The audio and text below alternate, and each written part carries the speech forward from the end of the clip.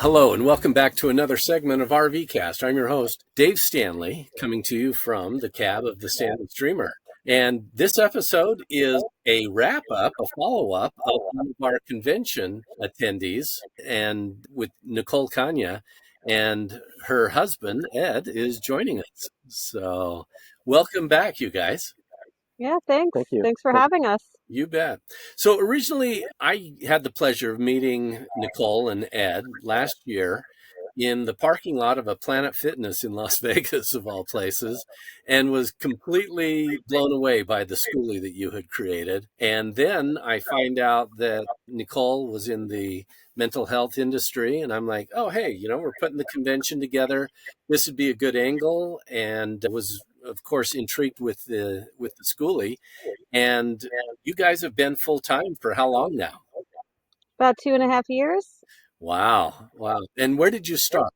We're from New Jersey, so we started with the East Coast, and then slowly worked our way west, and then we kind of looped back around and came back down the middle, and now we're in St. Augustine, Florida. Oh, fantastic. So throughout your travels here, how many states have you been able to hit? So the bus has made it to all lower 48 states. Really? Yes, we've personally been to all 50, but obviously the bus is not getting to Hawaii, and I think Alaska would just be too much wear and tear going through Canada and Yeah. up and down all the mountains. So our goal was the lower 48 states, and we accomplished that about 3 weeks ago. Oh, congratulations. That's awesome. That's quite a feat. Just give us an update as to what you've been up to since the last time we chatted, because I think it was probably back in May that we originally had our RV convention interview, and you are now about ready to wrap this up. Right. So when I spoke to you, we did the interview, that was in the spring. We were in California, so very far away from where we are now. We did finished up the Pacific Coast, and then we headed east through Montana, and then we did pretty much the middle of this country, the Dakotas, Minnesota, Iowa, Nebraska, Missouri, hmm Arkansas. and then headed down to Florida because we have a lot of friends here. Right. Well, fantastic. So let's go back to the beginning. What was the original motivation for you guys to decide to? Did you first have the schoolie and then decided to go out, or was it a decision to, hey, let's go on this grand adventure, let's build a schoolie as part of it, and let's go? Well, I think it started, we were watching some Netflix documentaries and YouTube, and it was always, oh, that would be nice. Like, oh, can you imagine if we did this? It was kind of just a far off dream. And we kind of just went back and forth, like, we should do it now, we shouldn't. We were going back and forth whether to get a big school bus, a van, and everything in between. And then Ed found what he thought was the perfect schoolie, and it wound up being the perfect schoolie. So, Yeah, had the right motor, had the right size, had the right windows, and we So, converted. so what is your schoolie? Give us a quick run over. Yeah, it's a 99 International Thomas built, so Uh-huh. it's a 30 foot dog nose Thomas built. Wow. And it was an actual school bus. Yeah, right outside Atlanta, DeKalb County. Fantastic. yeah, he flew down and drove it back up and took out all the seats, and he converted every single inch of it. So Yeah. was this an Ed project only, or Nicole, did you have a hand in It started that way for your birthday Mhm. 3 years ago. We saw on Gov Deals and just put in a bid, not thinking that we would win it, and sure enough, we did. So three grand, and I flew down to Georgia with a jumper box, Mhm. a little charge pack, and yeah, that was not enough. They had to jump the bus, and Mhm. they got it started for me, and I drove it home. So Wow. 19 hours later, it arrived in New Jersey in our Mhm. driveway. Wow, fantastic. And Yeah, then did you own a home at the time? We we did. did. And Yeah, did, so it made it back in the driveway October 2022, and he was converting it almost full time because he had hurt his back, so he couldn't really work. So worked on the schoolie instead, and Yeah. it was done by the end of February. So I just all want to of back up. March, Sorry, it was 21. what did I say? You got it in 22. Oh, So it was 21. Her birthday 21 in September, and then I drove it up to New Jersey October, and then started right away. Like I think I got 3 hours of sleep Mhm. as soon as I drove back. Took a 3 hour nap, and I got right to work. Took out all the seats within 2 hours, and then we were ready to create after that.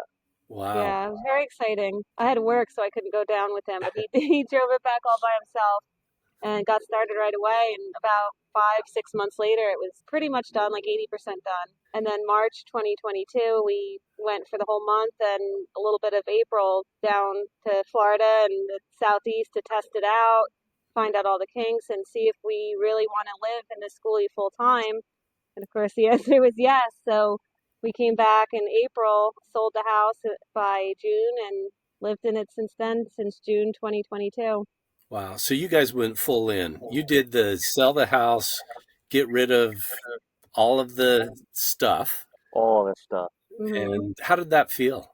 It was stressful at the time. We had to literally pretty much sell everything. We have a couple of bins of really sentimental stuff that we have at our parents', but I don't know, 95% of it we had to sell. So, Probably one of the hardest things we've ever had to do was Uh-huh. So as you figure look out a back way to on get it, rid of.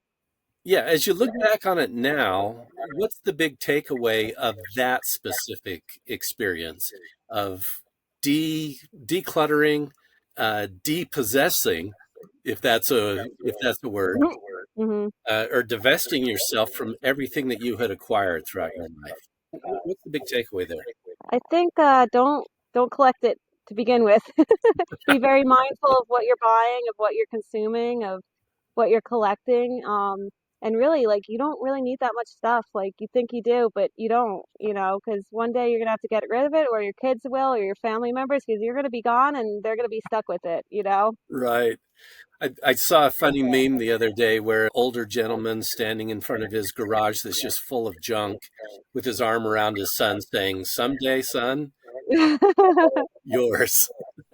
Yep, And yep. I'm like, Dad, please, no, I don't want that. Right. So I think this experience has taught us minimalism. Maybe not every aspect, but at least in the biggest, space consuming aspect. We just realize that things are just going to take space, and that's really not necessary. We want things to be functional and to bring us an experience or bring us to an experience rather than just, trade money for an object. We'd rather Right. have the experience. Right. And has that been overall a good thing for you, or do you kind of miss some of the niceties Mm, that came along with the stuff that you had acquired? Well, I think it depends who you ask. I think for me, I'm a little more minimalistic than Ed. I could probably live in the bustle much longer and be okay. But if you want to speak to your experience. Yeah, it's hard leaving. Society has taught us, consumerism. That's a fact of life now. Almost every car is financed, everything is financed almost. We realize that that's not the debt trap that we want to be in. We would rather be, using that money to explore and experience things rather than to tie us down to, a note, to a debt note. Right, Mhm. right. And from a financial standpoint, you got rid of all your stuff. You obviously got a schoolie for a great deal on the government auction. And was that kind of liberating? Or I don't know if you want to get into it that much of a personal nature. Please let me know if I'm No, prying. you're No, you're good. good. But you had a mortgage with the house and you had Yeah. other debts, consumer debts and things like that. Were you able to erase all of that as part of this adventure? Yeah, I think because we raised the debt, we could do it. And if you want to talk about So that. if we back up even further, maybe like 5, 6 years, we discovered Dave Ramsey, and Yeah. he's completely changed our lives. From cutting up our credit cards, we literally cut up all our credit cards at one point and went full gazelle and, you know, really started attacking our student debt, our cars, credit cards. We didn't really have a lot of other debt. It's just those things are lingering. I think he helped us get more minimalistic, like, because what's his phrase? Know where your money is going. Hmm. So Be we know it conscious. has a job. Yeah, so he just made us more conscious of like, oh, do we really need all these subscriptions to like Netflix and streaming? And it just that helped the mindset. I guess that's the thing that got started. We were able to get out of debt and be conscious about our spending. And so then, with the schoolie, we don't have a mortgage anymore. So I was able to work less so I could explore more because there's less, money going out. And you've been able to invest our money for the future. Right. So we have it for, our future selves. Right. Oh, that So yeah, our mortgage, we were able to cash out of the house and have enough left over to kind of divest it into different nest eggs, if you will, and kind of opened up a lot of investing doors that we wouldn't have had available to us as a homeowner. So we're very lucky. We took a big risk in doing that, but mhm. the payoff is potentially, freedom is the best payoff there could be. Yeah. So now you're in a situation where this has kind of created a reset opportunity for you because we start into relationships, start into adulthood, acquiring stuff. Mhm. Do you see this as kind of a reset to say, oh, okay, guess what? We get to start with a clean slate. In fact, maybe even better than a clean slate because Right. you've knocked out some student loan debt and things of that nature. And in this shift of going from full-time schooly adventuring back to more conventional lifestyle, do you see a different perspective that you're going to be approaching the rest of your life based on the experience that you've gone through? Yeah, I think so. You want to Yeah, take? no, I think it's changed us for the better. I think we've become much more in touch with the world around us and ourselves and our spiritual self, and we never would have had that opportunity to, explore the world and ourselves, whatever, had we not had the bus. So, Right. And I think for me it was a little more emotional, spiritual, whatever you want to call it, of just feeling better. And I was just telling Ed the other day, I was like, we're staying with our friends now. I'm starting to feel that stagnation that I felt in the house, and I feel like my spirit just loves to explore and to travel and to experience new things. And the bus was let us do that, and where else can you bring your house everywhere you go and be able to work and then Yeah. go outside and look at the Grand Canyon or, like in the same day. Right. So what are the plans moving forward now that you've decided to stop the grand adventure? well, I was just looking up places in Florida that we can boondock and camp at for free. So we were exploring those. There's some in Davenport, there's some on the west coast of Florida. So there's plenty of green areas to go to and explore. So we're looking forward to that. So are you still going to be living in the schoolie? Technically, we are still. Yeah, yeah, we're parked in our friend's driveway, so we're kind of we're sleeping and doing some stuff in the schoolie, and then we go into their house to hang out and sometimes to cook. But I think we're gonna take a year off, kind of regroup. Ed's gonna start a real estate business. Yeah, Yeah. flip some homes so we get some capital going. Right. So And you've got talents that way, having built out the bus. so I was a contractor before I hurt my back, and then the bus was actually my project while I was hurt. So I did it, at my leisure as I could. And yeah, it took about 6 months, but we got the solar done during the winter, so it was like 19 degrees. We're putting up solar panels, but it had to get done, and you know what? It all worked out. Right. Yeah. Uh, So the master plan, I guess, is to create even more passive income so that we can, maybe get a van, a smaller van of like so we can dart around a little bit more or Well, we are already actively looking for a van. oh, So okay. we found one, but it's all the way in California. So who knows? We may fly out there and go pick it up and then have another adventure across to Florida. Right. Yeah, Right. just like the first time picking up the schoolie. Yeah, then it might So be a tandem trip this time. hmm great. So this love of adventure, it's not oh, we started it, we're stopping it. It's an ongoing thing. You're just looking to alter the way that Right. that Yeah, yeah. And I think while Ed's doing more of his business and flipping houses, so that I don't get stagnant, I'm actually going to be traveling with my friend a little bit more. So we'll be Come, seeing a little bit different traveling and maybe some international without hmm giving any surprises away. But yeah, we got some trips in the future to keep our audience excited and us excited and Yeah. yeah.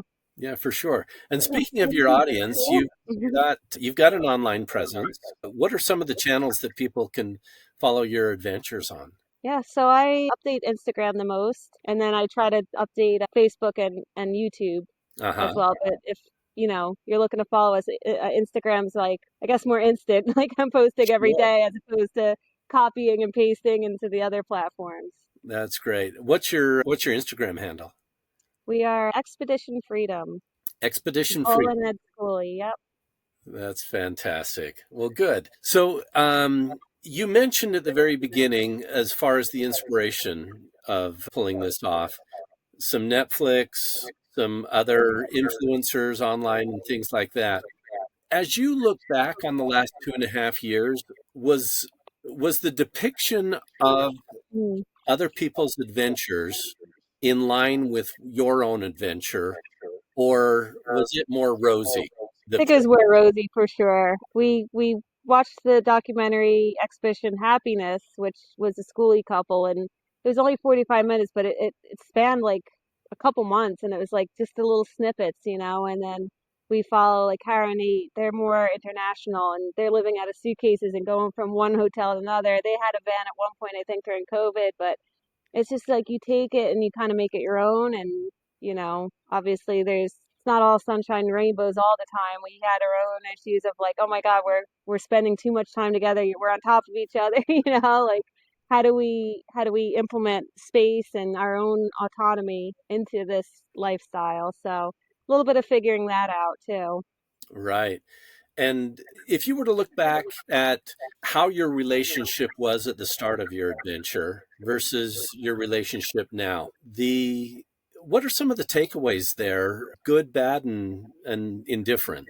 Yeah, I guess in the start of our relationship, so when we first started dating, even 2013, 2014, we hardly saw each other. He worked very early in the morning. He'd have to be on the road by like 6 a.m. I wouldn't start work until 2 p.m., so I wouldn't get home until like 10 o'clock at night. So we were just passing each other sometimes at night or, oh, let's watch something before bed.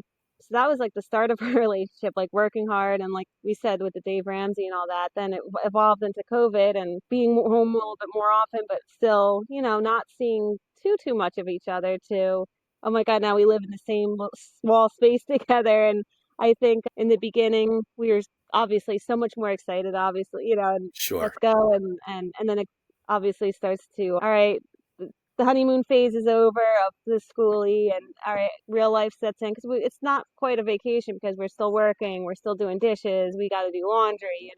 So I think there was times where we did get on each other's nerves, and there were some spats, and but then just like I said, trying to build in time where okay, like I'm gonna go in the back, you stay in the front of the bus, like there, it's luckily big enough to have that little separation, and oh, I'm gonna go on a hike without him or whatever.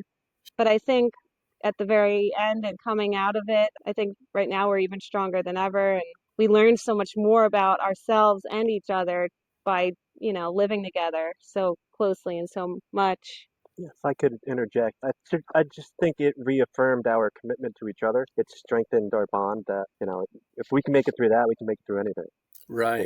So we've dealt with a lot, even prior to moving into the bus and then surviving, 2.5, Mhm. almost 3 years on the road. Yeah. That was that was a feat in itself. Right. And we're very proud to say that we did that and that we've come out stronger as a result. I love that so much because I've got a little bit more history than you guys, uh, in being from a different generation. And as I look back on the evolution of relationships that I've witnessed, I've noticed that those who have an easy escape out of their problems Mm. do well. For instance, if parents live just down the street, or perhaps you're living in the same home as your parents, and there's always a go-to to say, this relationship's not working, I'm going to go talk to my parents, you know, and escape out of problems that any relationship goes through, as opposed to those that are, hey, I don't have that escape. I'm going to have to tough this out and figure it out. And we've got to figure it out how to work together. And then there's a bond, even though that conflict is there, there's a bond that comes out of working something out together. Did you find Right. in your situation, because you had very little to do, it was hard to even get away from each other for the To your point, I think, being that I'm a mental health therapist too, it's like if it's all sunshine and rainbows and you don't have a lot of pressure or outside stresses or whatever, you don't see each other a lot maybe, and there's not even enough interaction for conflict. It's like you don't learn how to get through conflict unless there's conflict, and I think we kind of learned that and, learned how to navigate it. yeah. So overall, this experience has been financially beneficial, relationship beneficial. You mentioned spirituality. Give me a little insight on what your spiritual selves, the evolution that this last 2.5 years has happened. Yeah. So I think it helped being in the school bus to be out in nature a lot more. And I think we both kind of find a lot of our spirituality in nature and just being outside and being, grounding to the earth and being surrounded by trees and that, fresh air. But we also follow medical medium, who's a spiritual medium who helps heal the chronically ill and depressed and all this through food and getting a better connection to a higher power.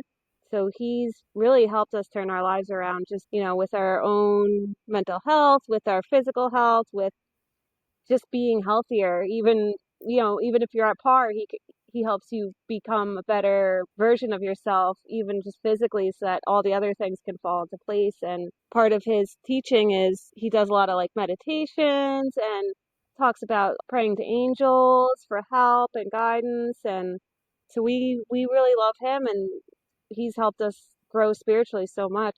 Yeah, That's we great. before the bus, I would say I prayed maybe once in a while, once in a blue moon, Mhm. you know, and now it's every day. Yeah, Yeah, I can't go through the day without asking, for guidance or assistance or, healing, some kind of help. Because I mean, that's what they're here for, is to help us. So yeah. we're trying to harness the power of spirituality and our own mental strength Mm-hmm. to come out of this and really get the most out of life. Sure, sure. Yeah. Did you see an evolution of your own personal gratitude for things Mm, evolve as a result of this experience? for sure. I think I'm definitely more mindful, Mm-hmm. trying to live in the presence a lot more. Obviously, I would be planning one week at a time. Okay, where are we going to park? Where are we going to go? But I think once we get there and you open your door to a new location and it's like taking it all in, and we say like we're taking mental pictures, and I think it kind of slowed us down a little bit in a way of and Yeah. calmed us and made us appreciate how beautiful this earth is. Right. That's awesome. That's what I love, because a big part of RVCast is to promote connection. And you guys are poster children for that. You've had a connection with nature, obviously. The experiences that you have where you talk about open the door and just, hey, I'm so grateful for the experience here. And then a connection with each other. Now, let's talk a little bit about the connection with friends and family that you were separated from. Mm. How has that been? Do you see your bonds strengthening having been apart, or do you feel more estranged from your friends and family? Mm. Good question. One that's making me think. So give me a moment. I'll answer in the meantime. I think for some friends it's strengthened, and some friends it's been kind of hard.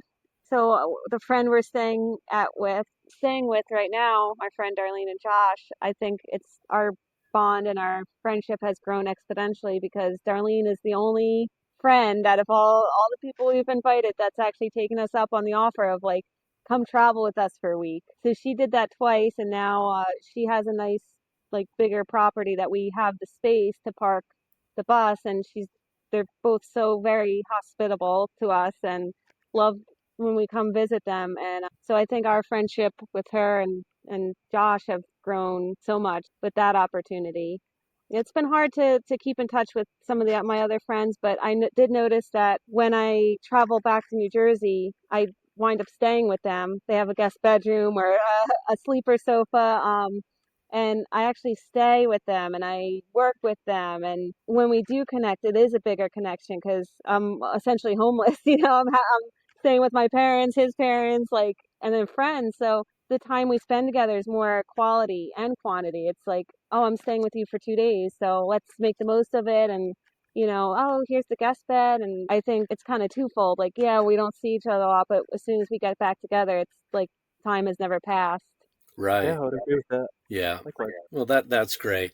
So, for those that are considering following your same path, heading out on this grand adventure, dematerializing yourselves, what's been the best part of it? And then also, what's been the most challenging? Well, the best part of it is the freedom, right? Yeah. We can just get in our house and go. Yeah. You got a full tank of fuel, and you Hmm. just pick where you want to go. Yeah. And I think too, we went to Schoolie Palooza in January in Arizona, and we camped in the desert for a whole week. We saw people having to go back to get fuel or to get water or food or whatever, and we stayed there for 7 days. We had enough energy, water, food, everything. And yeah, obviously towards the end, we were like, all right, we're starting to stink. We got to dump. Like the water's running low. But it was a really cool feeling to just be able to camp in the middle of the desert for 7 days and not need any refueling of any sort. Yeah. Well, that's so cool. Well, you So guys, that is that sense of freedom and liberty that we have with the bus. Yeah, that fits the name perfectly. yeah, Yeah, Expedition Freedom was freedom in so many different aspects. right. You've obviously met a lot of people throughout the last 2.5 years that you didn't meet before. Have you established new friendships and connections that way? Yeah, 100%. We talked about, we were looking at vans and one of them was in California and we're looking at the route back and we're like, oh, we could stop here. We know people here. We could stop here. Like, oh, let's visit them. And literally we had like a couple different stops that we could have made to visit friends, family, and everyone we met. That would have been Right. a cool trip. I think we will eventually do something like that, but time will tell. Hmm. That's fantastic. So, and Nicole, you're in the mental health profession. And what advice do you have for people that are dealing with, well, they're traveling and dealing with those worst parts of being out and about? Right. Yeah, I think some of the challenges we faced were sometimes having some anxiety of like, oh, the water's running low and I'm Mhm. looking on my apps and I'm not finding a spot to fill up, or we ran out of gas at one point, only once in the whole 2.5 years. And That's yeah, just little things like that. And then like we talked about the strain it puts on your relationship sometimes. And I think it's just important to, if you're traveling with someone, to always have good communication and kind of be good with yourself too. Like we talked about like just recently how sometimes if we're dealing with our own stuff, we can bring it into the marriage and that's going to be highlighted if you're living on top of each other. right. And but it's a challenge, but it's also an opportunity to grow, like Yeah. have personal growth. So I guess that would be my advice is take it as a positive and an opportunity to grow and fulfill every, I guess take advantage of every moment you have of Yeah. what traveling offers you. I love your authenticity, both of you, because you are real. You have experienced the highs and lows, and are not afraid to say that there are highs and lows. There's a significant trend out there, social media wise, to either portray something as there's absolutely no downside to this. And then there's also the flip side to say every day is Mm. with drama, you know? Right, right, right. And it seems like clickbait, right? Oh, see what drama we're going through today. Or, oh, hey, look at this wonderful butterflies and unicorns experience Mhm. we're having every day. And I love the authenticity that you guys bring to telling your story and the reality of it. It makes me think of a talk that I recently heard about a guy who was going through the lowest part of his life. And I think it was his father that came and put his arm around him and said, "Don't worry, son, this will pass." And it did. And then he got to a point in his life where he was in the highs of the highs, everything was going well. His father came up and put his arm around him and said, "Don't worry, son, this." Yeah. My grandmother used to say all the time, "This too shall pass." Yeah, yeah. Whether it's good or bad, Yeah. right? And so as we anticipate both the good and bad as we go through any challenge in life, and as it particularly relates to taking on a huge adventure like you guys have, that seems Mhm. to be some good perspective to keep. Yeah, live every day like it could be your last and, and I think for me it was like we always say, "Oh, we should come back here." It's like, "Well, what if we don't? What do I want to experience about this place?" And Yeah, take full advantage of it while you're there. If you get a chance to go back a second time, all the it's a better. bonus. Yeah. Yeah. A bonus. Well, you guys, thank you so much for taking the time to be part of the RV cast again. It's been fantastic getting your perspective, getting your experience, and hopefully people who are listening and watching to this episode of RV cast will take away some inspiration to either, yes, let's jump into it and go try the adventure ourselves, or evaluate their situation and determine if going out full time like you guys have is for them. So thank you Right. so Right. much, guys, for You're your welcome. Thank you for insight having and us. stories and your tips. And as we continue bringing RV adventures and insights through RV Cast, we hope that everybody has enjoyed this episode. And thanks again to Nicole and Ed for joining us today. Thank you. Thank you for having us. Thanks. And hopefully we'll see you guys on the road sometime.